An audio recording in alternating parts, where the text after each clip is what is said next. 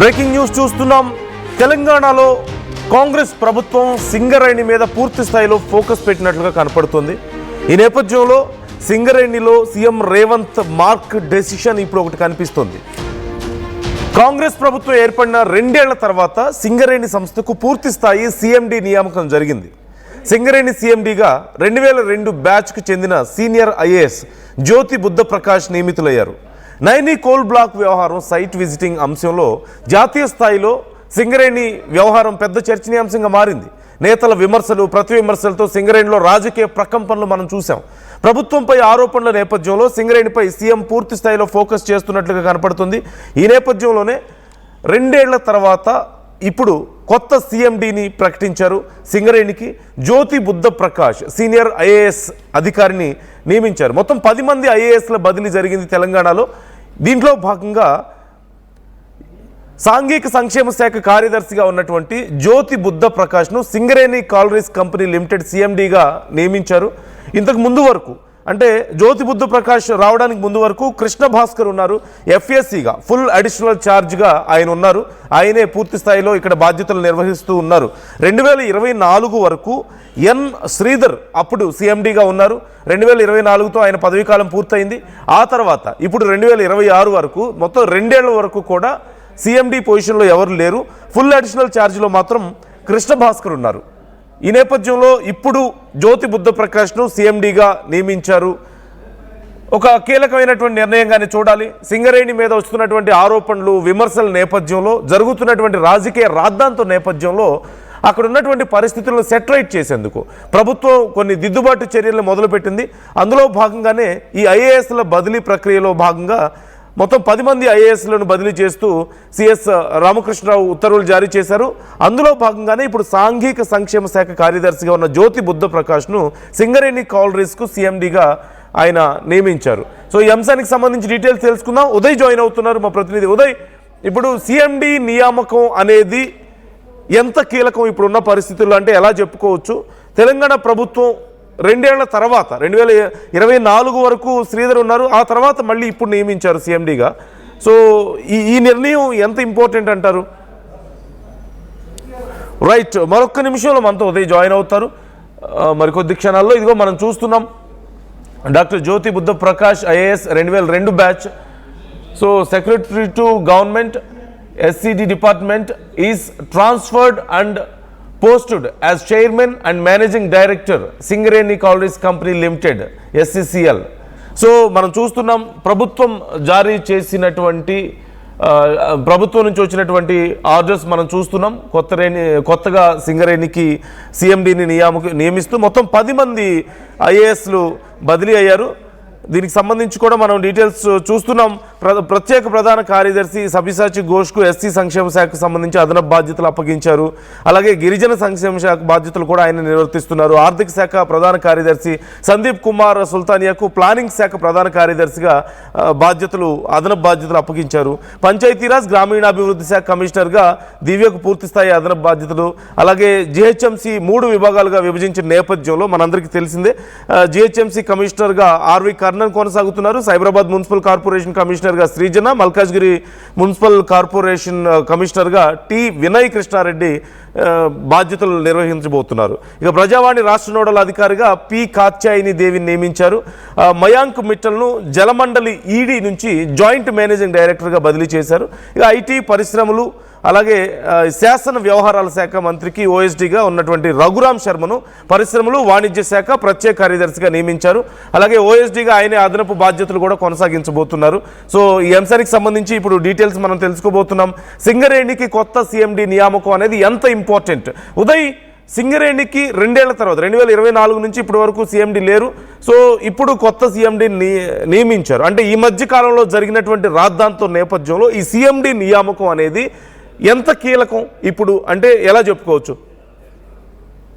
Exactly నందు, చాలా కీలకమైనటువంటి నిర్ణయం సీఎం రేవంత్ రెడ్డి తీసుకున్నారని చెప్పుకోవాలి. నైని కోల్ బ్లాక్ అంశంతో పాటు సైట్ విజిటింగ్ సర్టిఫికేట్ పేరిట ఇటీవల తెలంగాణ రాష్ట్ర ప్రభుత్వంపై చాలా పెద్ద ఎత్తున విమర్శలు గుప్పించాయి ప్రతిపక్షాలు. ప్రధానంగా బీఆర్ఎస్ ఈ అంశంపై ఫోకస్ చేస్తూ వచ్చింది, కేంద్ర ప్రభుత్వానికి కూడా ఫిర్యాదు చేసింది. స్వయంగా కేంద్ర బొగ్గు గనుల శాఖ మంత్రి కిషన్ రెడ్డి కూడా అటు బీఆర్ఎస్ వరుసగా ఫిర్యాదులు చేస్తూ వచ్చింది. అటు తెలంగాణ రాష్ట్ర ప్రభుత్వం తరఫున విద్యుత్ శాఖ మంత్రిగా ఉన్నారు డిప్యూటీ సీఎం మల్లు భట్టి విక్రమార్క కూడా ఈ అంశంపై స్పందించారు. ఖచ్చితంగా సైట్ విజిటింగ్ సర్టిఫికేట్ పై ఒక క్లారిటీ ఇచ్చే ప్రయత్నం చేశారు. అటు కేంద్రం పూర్తి స్థాయిలో ఇదే అంశాన్ని పరిగణలోకి తీసుకుందని, అటు సర్టిఫికేట్ అంటే పూర్తిగా సైట్ విజిటింగ్ అనేది అటు దేశవ్యాప్తంగా అమల్లో ఉన్నటువంటి అంశం అని చెప్పి కూడా భట్టి విక్రమార్క క్లారిటీ ఇచ్చే ప్రయత్నం అయితే చేశారు. కానీ ఒకవైపు బీఆర్ఎస్ అనేక విమర్శలు చేసింది. నైని కోల్ బ్లాక్ అంశం కావచ్చు, నైని కోల్ బ్లాక్ కేటాయింపుకు సంబంధించి తమ అనునాయులకే ఇచ్చుకునేందుకు అటు తెలంగాణ రాష్ట్ర ప్రభుత్వంలో ఉన్నటువంటి కేబినెట్ సభ్యులుగా ఉన్నటువంటి ఏకంగా మల్లు భట్టి విక్రమార్కపై కూడా ఈ అంశంపై చాలా పెద్ద ఎత్తున ఆరోపణలు విమర్శలు కూడా అటు బీఆర్ఎస్ కావచ్చు ఇతరత్ర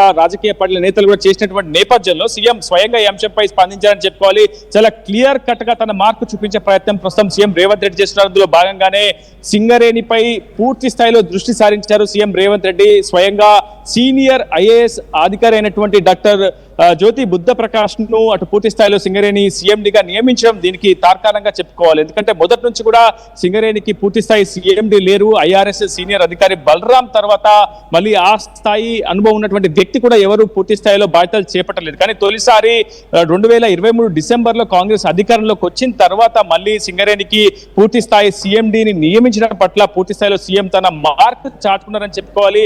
సీనియర్ ఐఏఎస్ అధికారిగా ఉన్నారు. 2002 బ్యాచ్ కి చెందినటువంటి ఐఏఎస్ అధికారి జ్యోతి బుద్ధ ప్రకాష్ పరిపాలన తనమైనటువంటి సామర్థ్యాన్ని కూడా గతంలో చూపించారు. చాలా అనుభవం ఉన్నటువంటి సీనియర్ ఐఏఎస్ అధికారిగా తనకు మంచి పేరు కూడా ఉంది. సో సీఎం రేవంత్ చాలా స్పష్టంగా తన మార్కును చాటుకున్నారని చెప్పుకోవాలి. గతంలో అటు సీనియర్ ఐఆర్ఎస్ అధికారి బలరాం తర్వాత గత ఏడాది డిసెంబర్లో కృష్ణ భాస్కర్ ఐఏఎస్ బాధ్యతలు చేపట్టారు.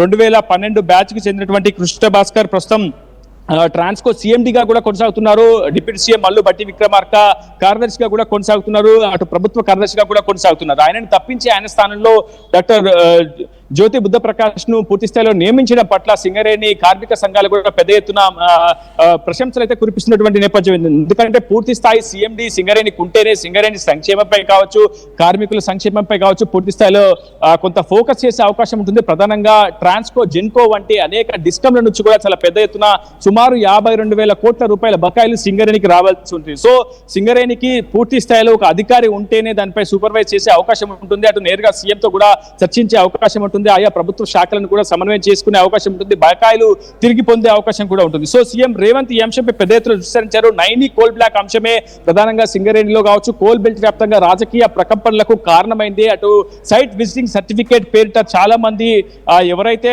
టెండర్ లో పాల్గొనాలనుకుంటే ఇంట్రెస్ట్ ఉన్నటువంటి క్యాండిడేట్లు కాకుండా చాలా మందిని వారికి సైట్ విజిటింగ్ సర్టిఫికేట్ ఇవ్వకుండా నిరాకరించారు. పరోక్షంగా తమ అనునాయులకే టెండర్ కట్టబెట్టే ప్రయత్నం చేసింది ప్రభుత్వం అనే అనేక ఆరోపణలు కూడా ప్రభుత్వంపై వచ్చినటువంటి నేపథ్యంలో చాలా పారదర్శకంగా బొగ్గు ఉత్పత్తి సామర్థ్యం నుంచి కార్మికుల సంక్షేమం నుంచి కోల్ బ్లాక్ల కేటాయింపు వరకు పూర్తి స్థాయిలో పారదర్శకంగా ప్రతి ఒక్క పని జరిగేలా అటు అప్పుల ఊబిలో కూరుకుపోతున్నటువంటి సింగరేణిని మళ్ళీ పైకి తీసుకువచ్చేందుకు పూర్తి స్థాయిలో ఒక అనుభవం ఉన్నటువంటి పరిపాలన సేవకుడు అవసరమని భావించినటువంటి సీఎం రేవంత్ ప్రస్తుతం ఐఏఎస్ అధికారి డాక్టర్ జ్యోతి బుద్ధ ప్రకాష్ ను అందులో ఆ స్థానంలో నియమించారు. కృష్ణ భాస్కర్ ప్రస్తుతం ట్రాన్స్కో సీఎండిగా కొనసాగబోతున్నట్లయితే మనకు స్పష్టమవుతుంది. ఏదేమైనప్పటికీ సీఎం రేవంత్ ఇకపై సింగరేణిపై పూర్తి స్థాయిలో దృష్టి సారించే అవకాశం కనిపిస్తుంది. నందు, అంటే మొన్న జరిగినటువంటి గందరగోళం తర్వాత ఈవెన్ భట్టి కూడా చెప్పారు, మేము ప్రభుత్వం నుంచి ఖచ్చితంగా కమిటీ వేస్తాం, సీఎంతో మాట్లాడి మొత్తం వివరాలు మేము తెలియజేస్తాం అని చెప్పేసి మాట్లాడారు.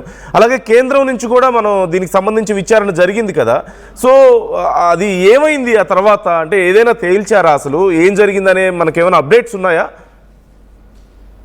చేసినందు దేశవ్యాప్తంగా అనేక కోల్ బ్లాక్లను టెండర్ లో పార్టిసిపేట్ చేయాలని మొదటి నుంచి కూడా సింగరేణిపై కేంద్ర ప్రభుత్వం ఒత్తిడి తెచ్చింది. కానీ గత బీఆర్ఎస్ హయాంలో మాత్రం కోల్ బ్లాక్లు ప్రైవేటీకరణలో ఎట్టి పరిస్థితుల్లో భాగస్వామ్యం కాకూడదని చెప్పి ఆనాడు బీఆర్ఎస్ ప్రభుత్వం సింగరేణిపై కొంత అజమాయిషీ చేసింది. కానీ ప్రస్తుతం ఉన్నటువంటి పరిస్థితుల్లో ప్రైవేట్ లోను పూర్తి స్థాయిలో కార్యకలాపాల విస్తరణకు సింగరేణి అడుగు వేయాలని చెప్పి ప్రస్తుతం తెలంగాణ ప్రభుత్వం భావించి అందులో భాగంగానే నైల్ని కోల్ బ్లాక్లను దక్కించుకోవడం కావచ్చు, ఆ పనులను మరింత వేగవంతం చేయడంలో ప్రస్తుతం ఉన్నటువంటి తెలంగాణ ప్రభుత్వం కావచ్చు, విద్యుత్ శాఖ మంత్రి మల్లు నందు బట్టి విక్రమార్క కూడా పూర్తి స్థాయిలో ఫోకస్ చేశారు. ఆనాటి సీఎండీగా ఉన్నటువంటి బలరాం నాయక్ తో స్వయంగా ఒరిస్సా వెళ్లారు. అక్కడ ఉన్నటువంటి ప్రభుత్వంతో కూడా సంప్రదింపులు జరిపారు. నైని కోల్ బ్లాక్ విషయంలో, బొగ్గు ఉత్పత్తి విషయంలో అక్కడ ఉన్నటువంటి సమస్యలను, ప్రధానంగా పర్యావరణ అనుకూలత విషయంలో కావచ్చు, పర్యావరణ సమస్యలకు సంబంధించి కావచ్చు, అక్కడ ఉన్నటువంటి కొంతమంది గ్రామస్తులు నైని కోల్ బ్లాక్ లో బొగ్గు ఉత్పత్తిని అడ్డుకుంటున్న అంశాలపై కూడా అక్కడ ప్రభుత్వంతో ఫోకస్ చేసిన తర్వాత పూర్తి స్థాయిలో ఒక కొలిక్కి వచ్చినటువంటి నేపథ్యంలో ప్రధానంగా కోల్ బ్లాక్ కేటాయింపు కావచ్చు, ఓబీ కాంట్రాక్ట్ కేటాయింపు విషయంలోనే పెద్ద సమస్య తలెత్తింది. తమ అనునాయులకే, ప్రధానంగా ఒక మీడియా సంస్థ ఈ విషయంలో చాలా పెద్ద ఎత్తున బద్నామైందని చెప్పుకోవాలి.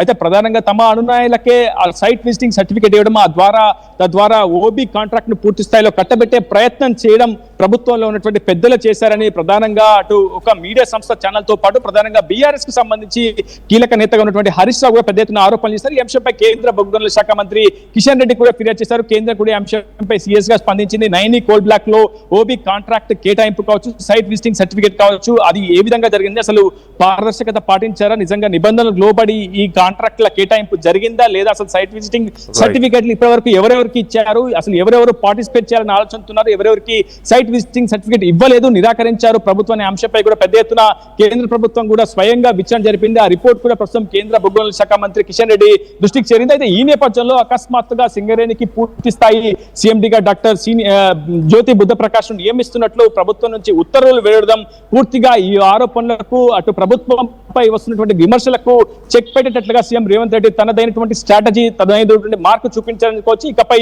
సింగరేణిపై పూర్తి స్థాయిలో విచారించబోతున్నారు సీఎం రేవంత్ రెడ్డి. ప్రస్తుతం సీఎం రేవంత్ స్వయంగా తీసుకున్నటువంటి నిర్ణయం మాత్రం కార్మిక సంఘాలను చాలా పెద్ద ఎత్తున ప్రశంసలు కురిపించేలా చేసింది చెప్పుకోవచ్చు. చాలా మంది కార్మిక సంఘాల నేతలు ఈ అంశంపై ఒక సంతృప్తి వ్యక్తం చేస్తున్నారు. ఇప్పటి వరకు ఏ ప్రభుత్వం, అంటే ప్రధానంగా గత ప్రభుత్వ హయాంలో ఎన్ శ్రీధర్ పూర్తి స్థాయి సీఎండీగా పనిచేసిన తర్వాత, అటు ఐఆర్ఎస్ బలరాం నాయక్ తర్వాత తాత్కాలిక ఇన్ఛార్జ్ గా కృష్ణ భాస్కర్ ఐఏఎస్ కొనసాగారు. కానీ ప్రస్తుతం పూర్తి స్థాయి సీఎండీగా కొనసాగించడం పూర్తి స్థాయిలో హర్షణీయమని చెప్పి కార్మిక సంఘాల నేతలు కూడా చెప్తున్నారు. ప్రభుత్వం నుంచి రావాల్సినటువంటి 52,000 కోట్ల బకాయిలు కావచ్చు, అటు బొగ్గు ఉత్పత్తి కావచ్చు, క్వాలిటీ ఆఫ్ కోల్ ను ప్రొడక్షన్ ఉత్పత్తి చేయడంలో, అదేవిధంగా దాదాపు 60 మిలియన్ టన్నుల పైగా బొగ్గు ఉత్పత్తి సాధించడంలో ఈసారి సింగరేణి సీఎం అనేక సవాళ్లను కూడా ఎదుర్కొనే అవకాశం ఉంటుంది.